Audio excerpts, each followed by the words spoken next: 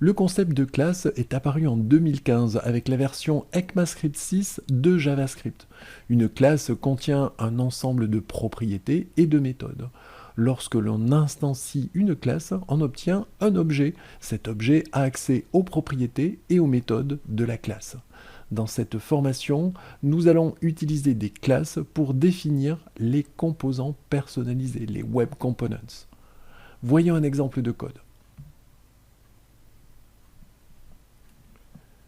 Ici, je vais définir une classe par son nom, classe, et elle commencera par une lettre majuscule. Je manque d'inspiration, je vais l'appeler nom, classe nom.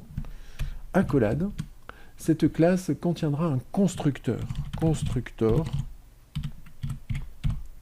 Cette méthode sera appelée immédiatement à chaque instantiation de la classe. Qu'est-ce qu'on va faire dans cette méthode? On va définir et initialiser les propriétés de la classe avec l'objet this. This.propriété1 égale valeur 1. This.propriété2 égale valeur 2, etc. Je pourrais également définir des méthodes dans cette classe. Par exemple, la méthode méthode1. Cette méthode pourrait afficher la valeur de la propriété 1 avec console.log this.prop1. Et de la même manière, je pourrais définir la méthode 2 qui afficherait dans la console this.prop2.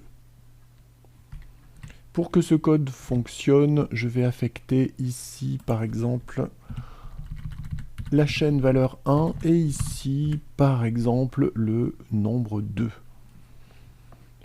Je vais maintenant pouvoir instancier cette classe en définissant un objet de classe nom. J'écris let un nom égale new nom. Cet objet un nom a accès aux méthodes et aux propriétés de la classe nom. Je pourrais écrire par exemple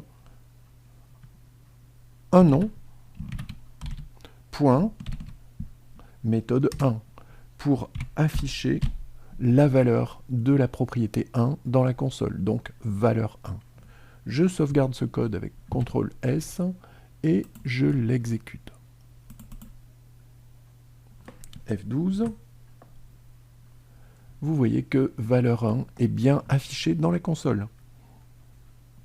La prochaine vidéo va faire un rappel sur la notion d'héritage de classe.